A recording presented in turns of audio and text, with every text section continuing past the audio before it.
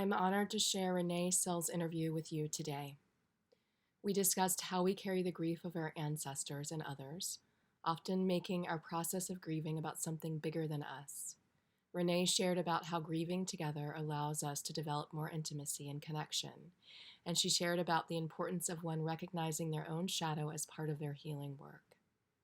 Renee is a multidisciplinary artist, consulting astrologer, and embodiment coach and guide. She has worked with hundreds of clients and students worldwide who appreciate her unique insight and effective guidance. She specializes in crafting strategies for counterculture success with artists, activists, makers, movers, and visionary entrepreneurs. She offers astrology, embodiment, and creativity as tools for cultivating and maintaining liberatory relationships, generative occupations, and living in alignment with purpose, passion, and integrated authenticity. Renee is the author and producer of the Embodied Astrology podcast. She comes from a lineage of astrologers and intuitives. She has studied astrology in depth for over 20 years and continues to train under experienced mentors. She has taught yoga and other movement forms for 15 years and holds several certificates in body work and energy healing. She has a BFA in intermedia and cyber arts and an MFA in art and social practice. She resides in Portland, Oregon. I hope you enjoy the interview. Hi, thanks for saying yes to participating in the Healing and Community Summit on Collective Grief and Liberation. And I met you, I guess it was a year and a half ago, maybe or almost 2 years ago. Yeah. When I lived in Portland, our friend Lisa May introduced us because Skill in Action was coming out, and she also was talking about the work that you do in the world and in the community, and just thought it would be a good connection. And then I ended up coming to solo school and leading a book reading and discussion and training on Skill in Action. So I'm excited to see you and connect with you in this way. And I would love to just start with a centering and grounding to help us arrive in this virtual space. So you can find a comfortable way to be in your body, and the people watching and listening can find a comfortable way to be, if that's possible right now.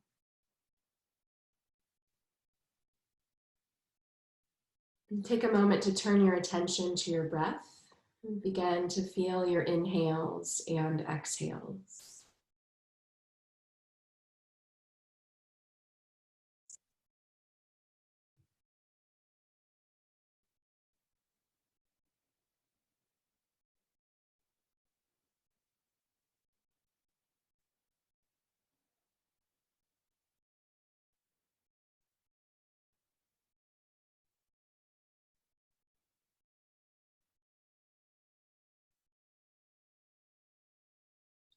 And now begin to deepen and lengthen your breath in your body.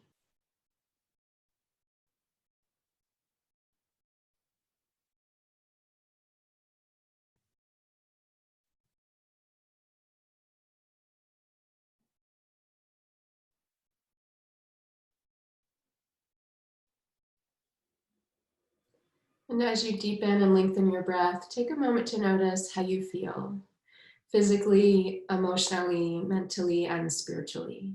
What is present for you right now?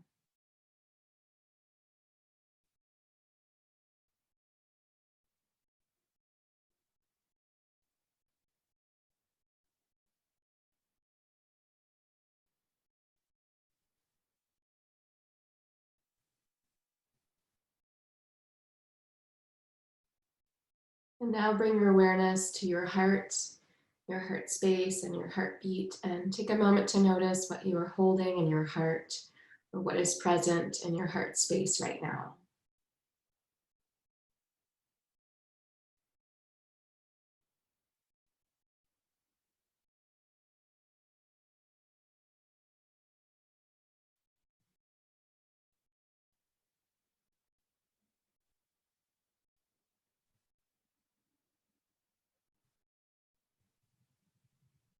And take a few more deep inhales and exhales.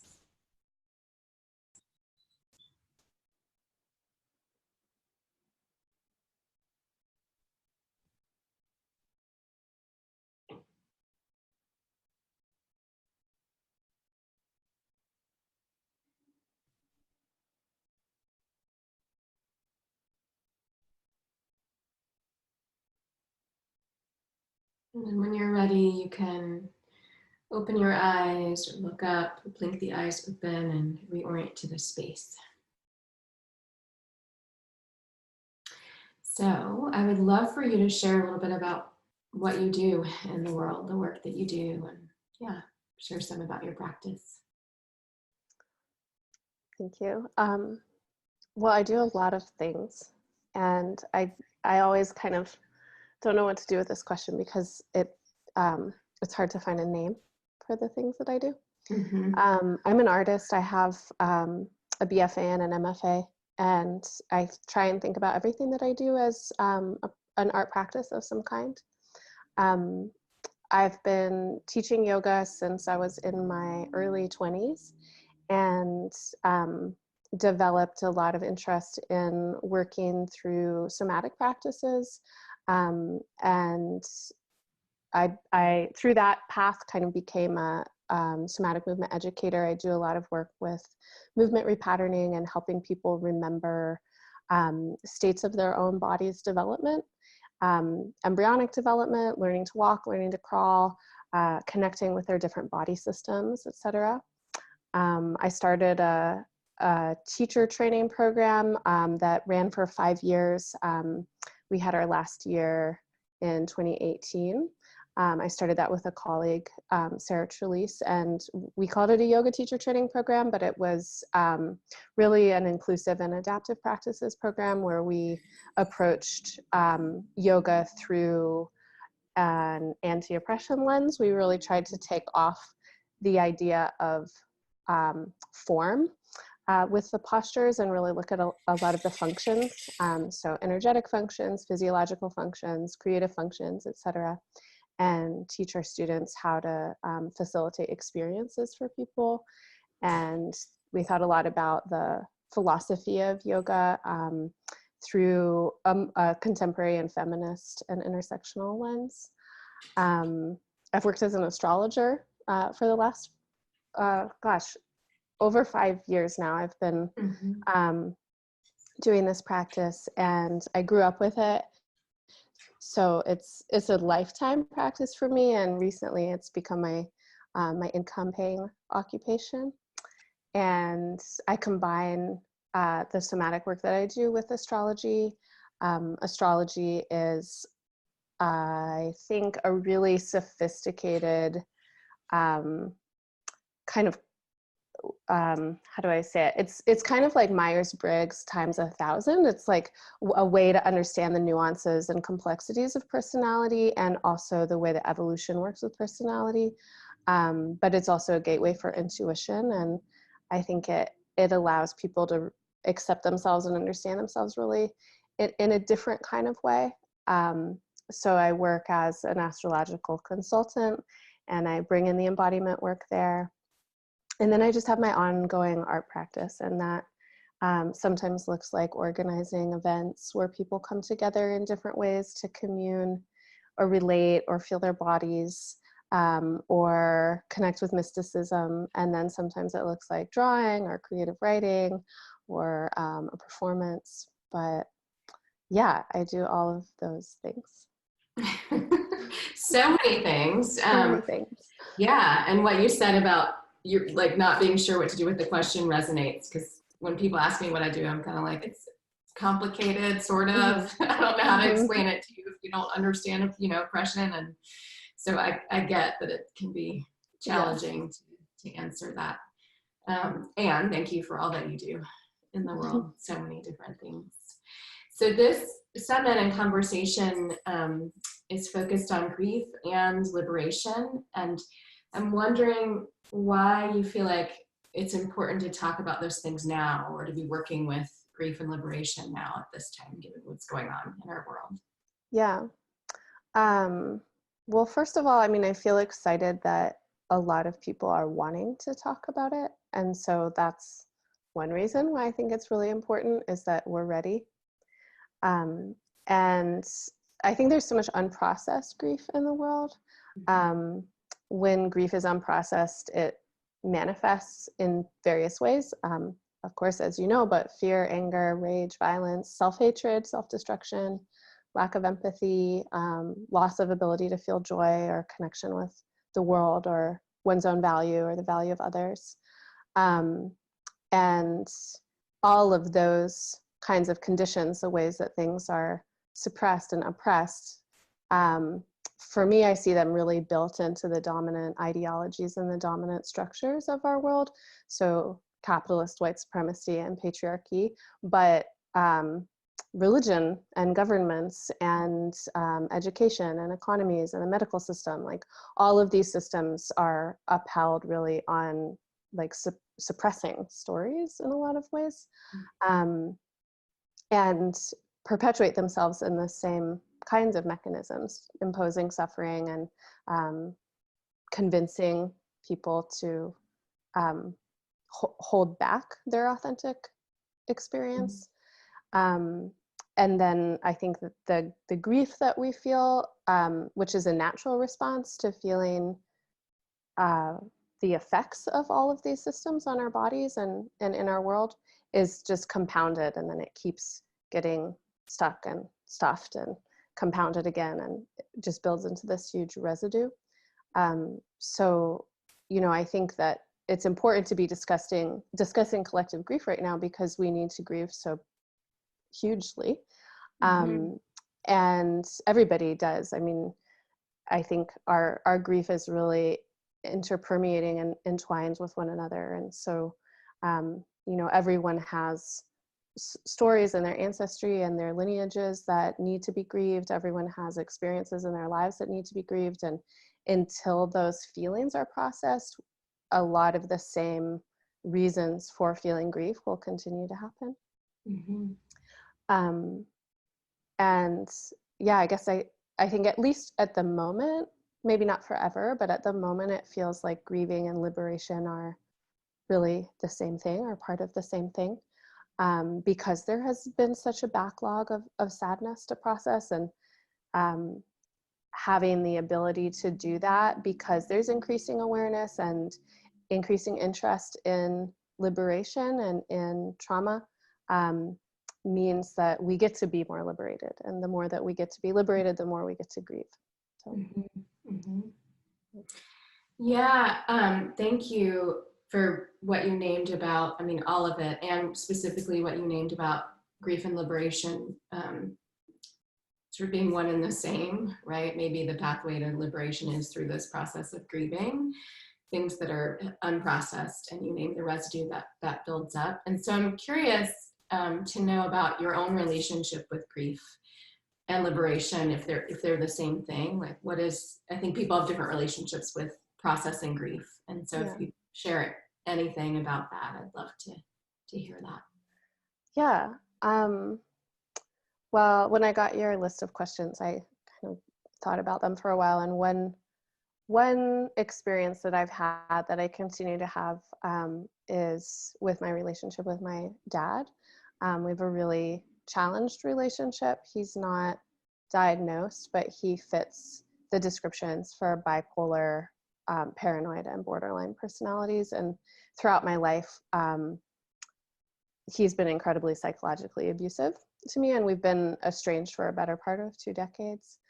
And his story and his narrative is so wrapped up in grief, in his own grief, and the grief of his family, because of course he's a recipient of a lot of trauma. And then my story with him has just had so much grief, and then these kind of residues around grief, like rage and self-hatred and all of that. And for a long time, I really oriented around that grief, but the way that I was orienting around it wasn't really feeling it. I think I was like trying to deconstruct it and psychoanalyze it and like understand and work it out and this kind of thing. And through an experience that I had in a ceremony, I kind of touched into this really profound embodiment, like a feeling of the grief, you know, that he carries and that I carry, and the way that this pain that we both have has created such a huge amount of sadness, and particularly sadness in not being able to connect and feel love or love other people. Mm-hmm. And I had a really profound and long release around all this grief, and basically had a ton of memories pour in of times in my life where that kind of fixation that I had on pain had kept me from connecting with people, had led to, shutting down or turning away or trying to control a situation or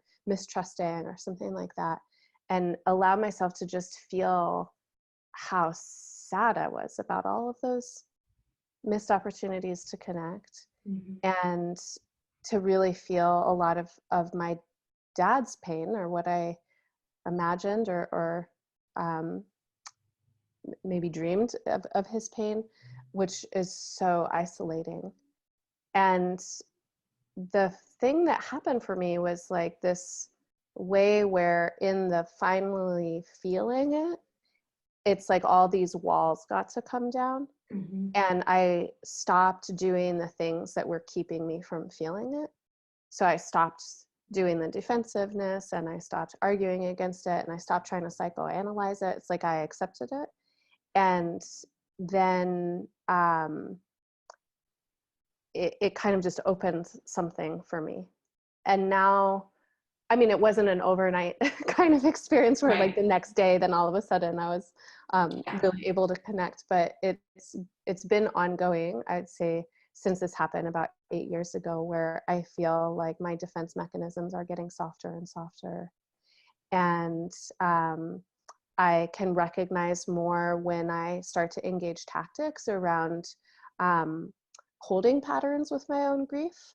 Because usually, when it's like, when I feel into it, there's some part of me that's very young and vulnerable, that's very fearful. Mm-hmm. It may or may not even be my own feeling that I'm connecting with. It could be, a sensitivity that I'm having to something that I'm perceiving, a projection that I have on someone else, an ancestral memory or something like that. But very quickly, I think our egos and our minds try and build up story around Mm-hmm. those feelings and defend against them. And so I've become kind of more aware of how that happens for me, and feel like the experiences I have are increasingly open and more connected and more loving, and feel more liberated. I don't feel as controlled or controlling around those discomforts.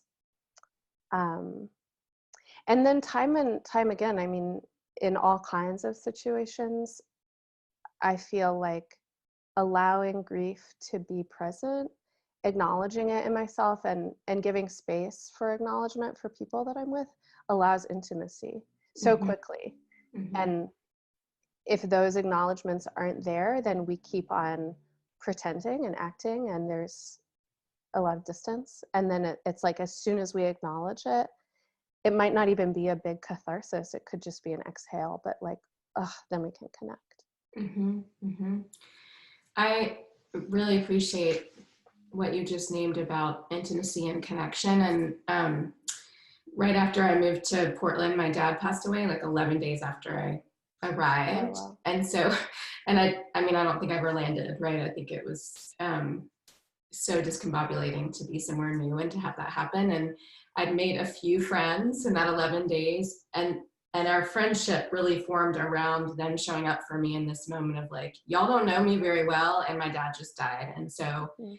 are we going to be in relationship in this way, like a deep relationship? And we did develop intimacy and connection so quickly because of the urgency Yeah. in the moment of what was happening. So Yeah. that makes a lot of sense, that we can connect when we acknowledge grief is there. Yeah. Well, and I think grief is a natural response to wounding, and like, Mm-hmm. wounding can happen in so many different ways. Mm-hmm. And this isn't true for everyone, but I think most people, or a lot of people, um, like a natural response to feeling wounded is to protect. It's to defend or to shut down or to go away. Or so many people feel so wretched and their Mm-hmm. woundedness.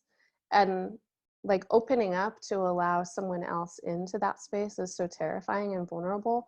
But then when people do show up, it's so incredibly healing as Mm-hmm. well. And in my experience, it has the potential to really like go beyond the situation, you Right. know, to address a lot of different kinds of feelings Mm-hmm. and memories. Mm-hmm. Yeah, that's right. That's definitely true. You just named some lessons that you've learned from grief. Are there other ones you want to name for people watching or listening? Because you shared a lot about your process with grief in relationship to your father, and I heard lessons in there. So are there other ones you wanna name? I mean, I think the biggest lesson I've learned from grieving, is to open my heart and appreciate, what's here and now.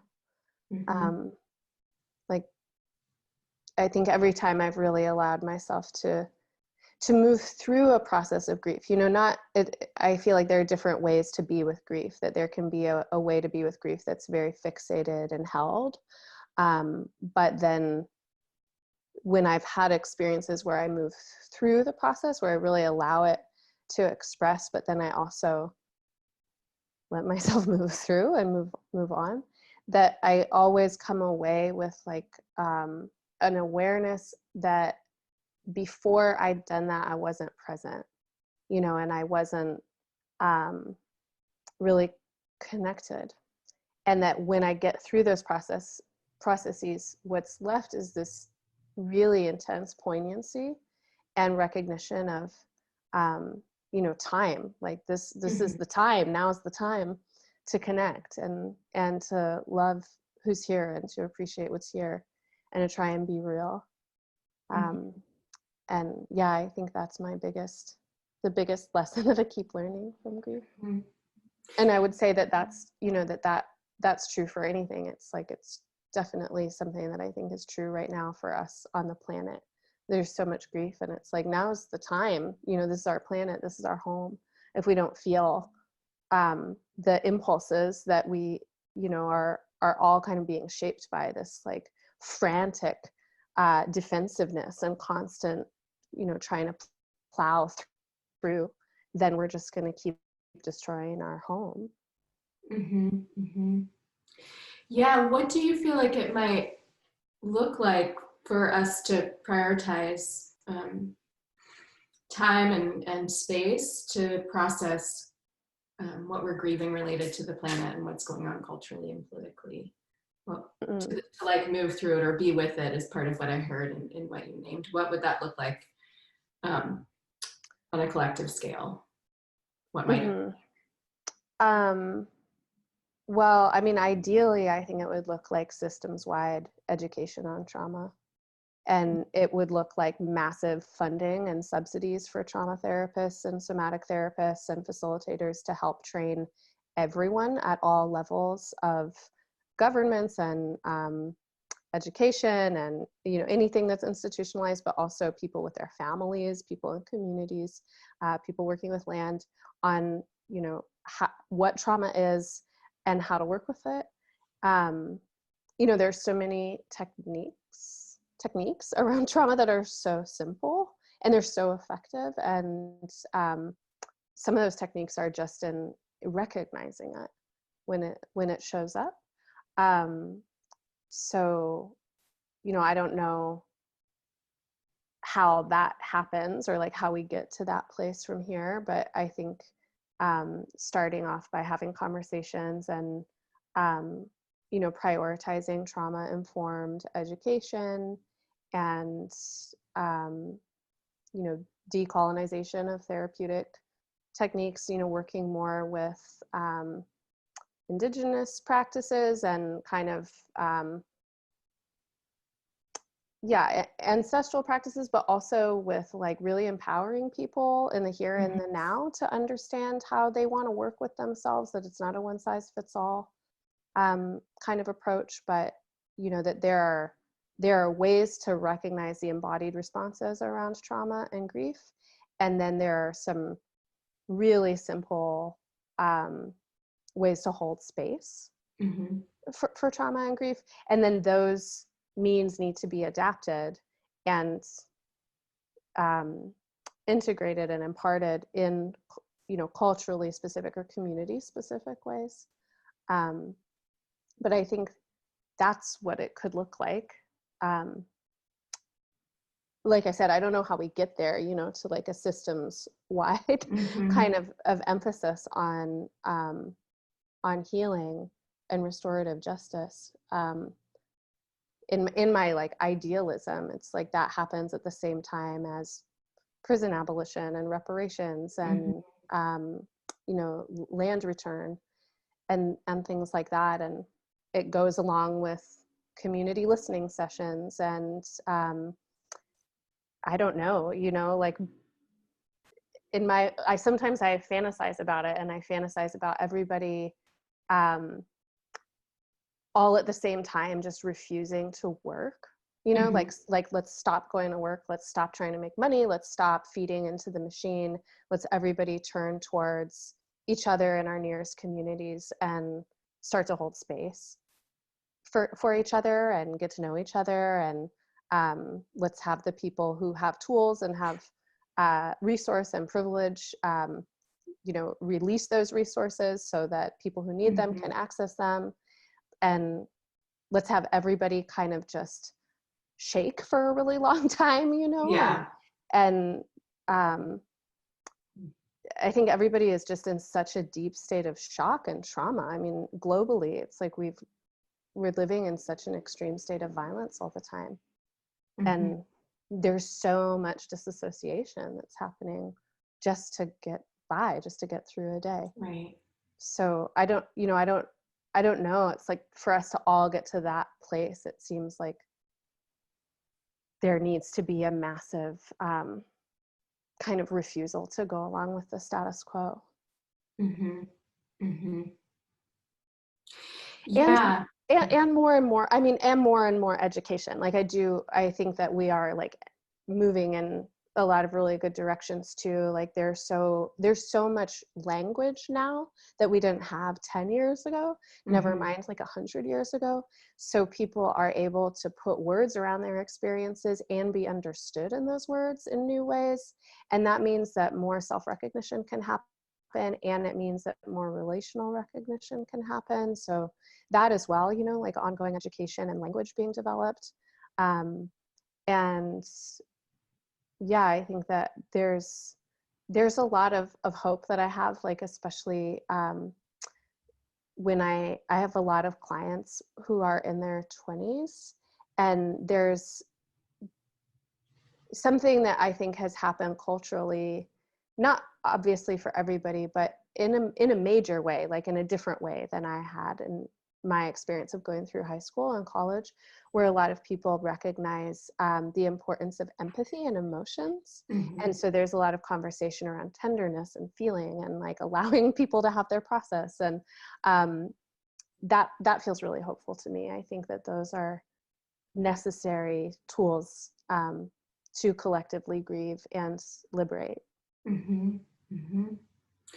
Um, what you said about refusing to work and turning towards our nearest communities, at each other, and really struck me because sometimes I just want things to stop, like pause. I just want to hit the pause button on what's going on. And I want us to like be with the gravity of what's going on in that moment. And so it really resonated in this way of like, what would it, and not going to work would allow us to do that. We wouldn't be as distracted and not participating in capitalism and all of the systems that cause harm. So it just made me think about what is that, where's the pause button, and what does it actually look like for people, and Yeah. What other ways, in addition to not participating in capitalism, can we create the pause Right. and moment for people? Yeah. And I mean, it's on the one hand, when I think about that, I'm like, that'll never happen. It's impossible. But then also, I'm like, it's totally possible. And it would actually be so simple if the top 1% would release their wealth. If we could have actual, support for people at all levels to have enough food and just have their basic needs met for like a year, or 5 years. and not have to go to work, like not keep feeding this machine, but just turn towards each other and start to cultivate trust and intimacy, and that pause where it's like, as soon as we pause and as soon as there's safety, so much can let go. And then once it lets go, it's like, we're brilliant, we have answers, we can figure things out. That's right. And the culture distracts us so much that it's hard to remember. Yeah. We have wisdom, right? We have the answers. We know how to respond. We just culturally haven't made space to be with the grief in order to then figure out how to respond. And just new ways of being. Are there in your own life, and just thinking about your relationship to grief and relationship to the process of grieving, are there rituals or practices you engage to move through grief? Yeah, I have worked a lot for about a decade now with somatic remembering practices. So these practices, they can look a lot of different ways. Sometimes they look like remembering my embryonic or gestational experience, like going through a process of meditation and visualization and remembering the way that my spine formed. If I'm feeling really misaligned in my own being, like held up and pent up. Sometimes for me, it's about remembering the way that my cells actually know their own health. It's like they have everything that they need to grow and to develop, and this kind of early experience of being really connected to source, being held, being safe, etc. When I've worked with clients who have traumatic gestational experiences or traumatic birth experiences, sometimes we recreate a memory of a soft experience or of a more healing experience. I've done a lot of remembering of specific injuries. So times in my life when, maybe I was really scared because of something going on with my dad, and there's a way that like my body would go into a fear space.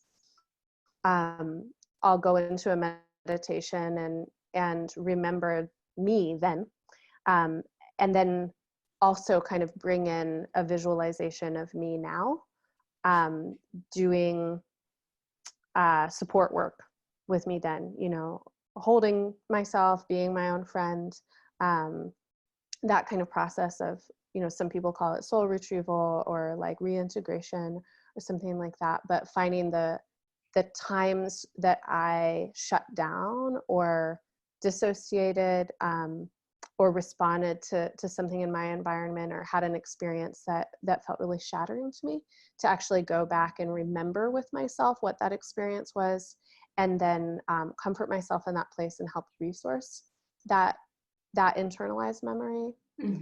And more recently, I've been trying to do that with my ancestors. And I have knowledge of my ancestry, and then some memories, or what I would call memories, kind of an inner knowing or recognition of patterns in myself, of people who were, both people who were like really violent, colonizers, rapists, like these kinds of people who are in my ancestry, and then also people who were really fearful, people who were forced into migration, forced into hiding, people who were killed.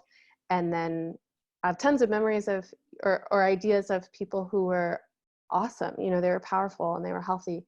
And so I've been working with my own meditation around trying to connect with these characters and feel the way that they live in me as impulses. And then doing a similar kind of process where I relate with that resonance and try and understand it, try and listen, and then try and kind of bear witness in a way that allows like softening.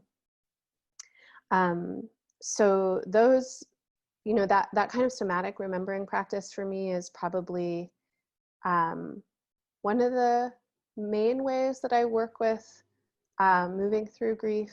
I work a lot with prayer and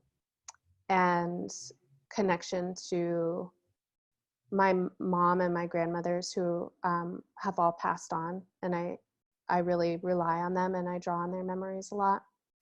Um, and I also, have a lot of respect for plant medicine and for psychedelics as well. I mean, I think that um, used intelligently and held with respect, that they can really help us to open up consciousness to what might be buried and hidden.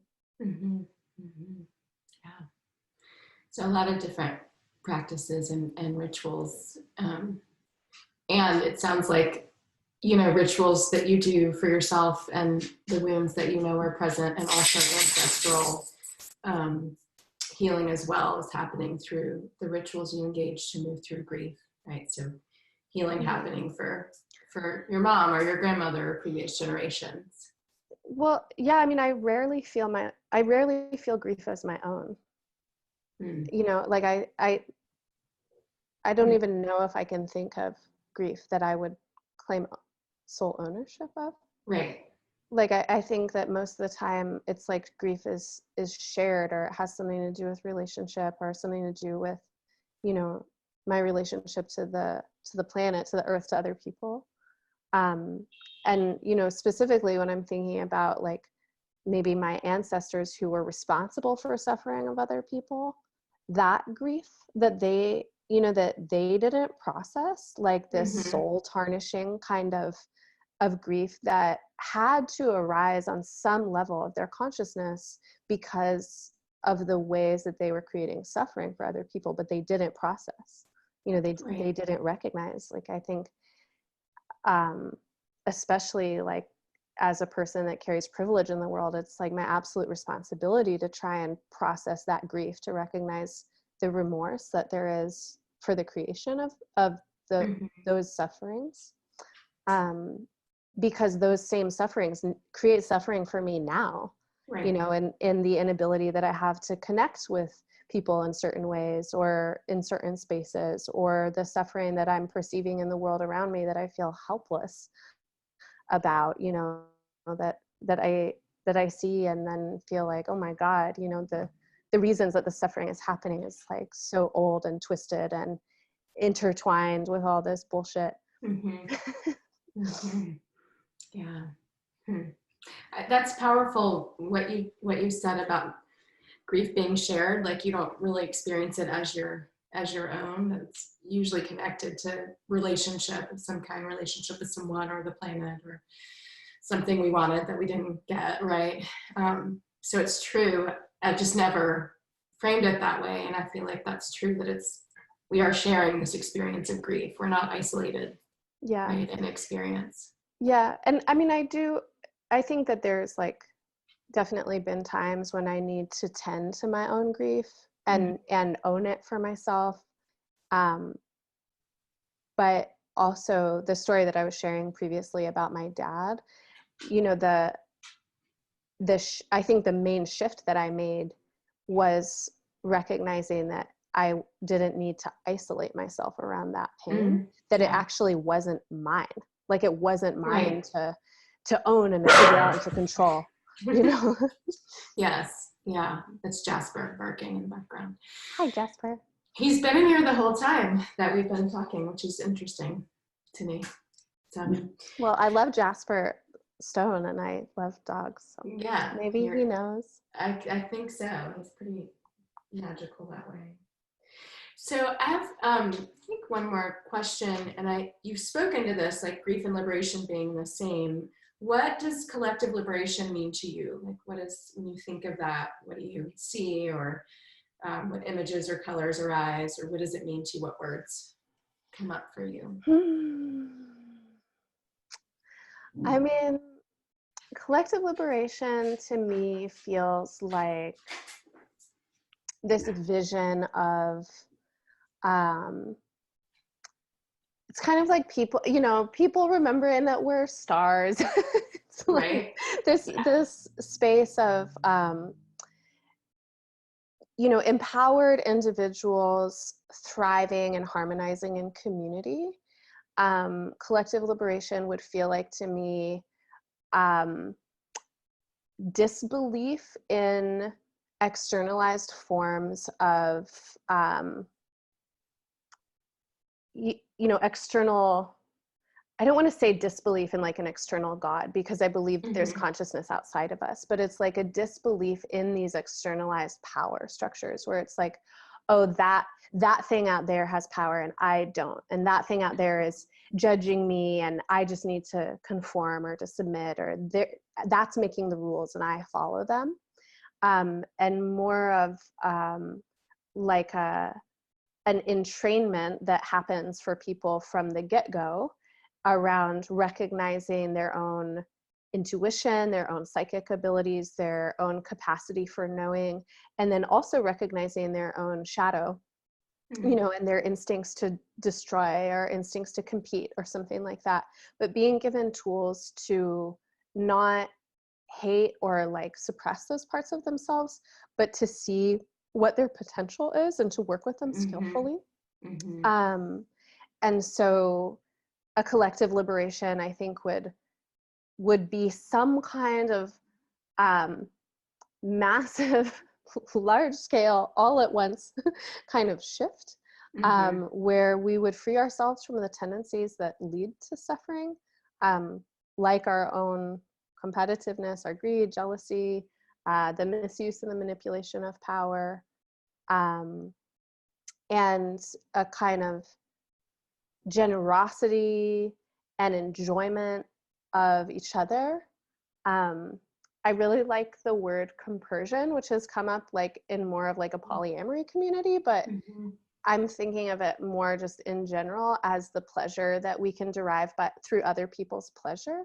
Mm-hmm. And like that to me feels like collective liberation, where it's like, oh my God, those people over there who I don't even know are thriving and happy and have enough Mm-hmm. to eat, and like their children are healthy and joyful and their old people are taken care of, and like that means I'm happy. Like that Mm-hmm. feels really good to me, and not a separateness of like, well, I want good for myself, which means I have to take things from other people, something Right. like that.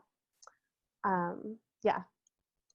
I don't know how concise that was, but It doesn't need to be concise. We're talking about liberation. right. Yeah.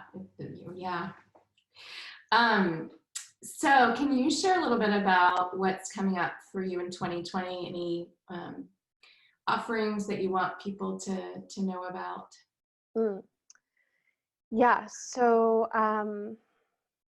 in 2020, I'll continue my work as a somatic guide and an astrologer and an artist. Um, I work mainly through a platform called Embodied Astrology, and once a month I put out audio horoscopes for all 12 signs and an embodiment practice for the zodiacal season, to help people kind of connect with a broader, kind of metaphor or embodied practice of what these energies could be. I think the zodiac as a language is a really sophisticated and creative language for understanding our own impulses, and everyone has every sign in their Mm-hmm. charts, so it's not a categorization of different kinds of people, but more of like recognizing energy. So I want to continue working with embodied astrology and continue moving embodied astrology more towards, a creative practice for liberation, and away, I think, from, a business model. It Mm-hmm. started as a creative project and then became a business, and I got sucked into the idea of like I had to brand it, and things like that, like make it into a business, and I'm recognizing that that feels like suffering to me. So I'm working um, to kind of sculpt this project into a space where it feels like it can be more emergent and creative and exploratory.